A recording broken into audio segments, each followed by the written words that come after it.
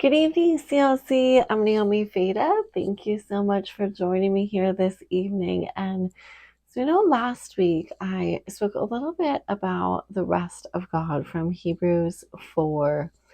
And, after that, I've been meditating on it just a little bit more and really delved into that, thinking in my own life. And just, I know how much we all struggle with peace, with finding rest within our souls without being, not being anxious.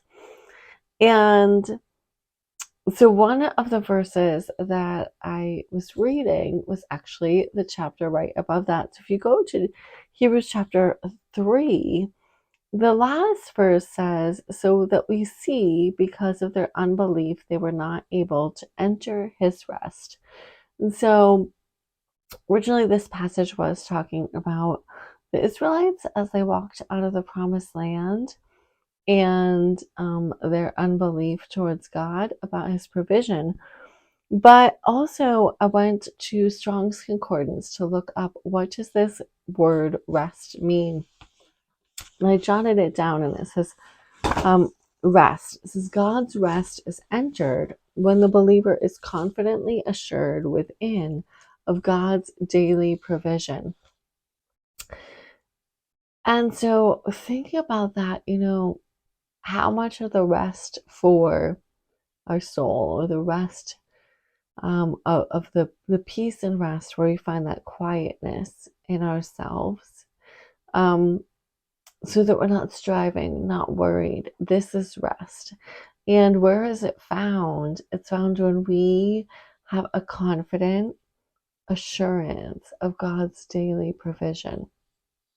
And often we do think of this provision as something physical, like food, shelter, um, and those types of things, because they are needs that we have. But what I'm also really aware of, oh, get a little tickle in my throat, is that the provision is also for our strength, for walking out what he's called us to do, for the grace that we need for each and every day, for the tasks that maybe feel hard, or the relationships that are challenging, and finding that God has available daily what we need for those. And you think of that, the Lord's Prayer, give us this day our daily bread.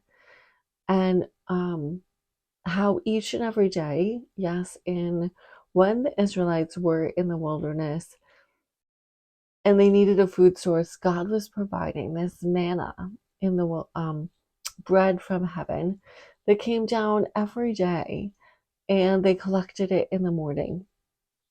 There was this learning of dependence and recognizing that there may be things that are in your life that feel big, feel like you just don't have the strength for them, or you don't have the courage for them, or whatever it is.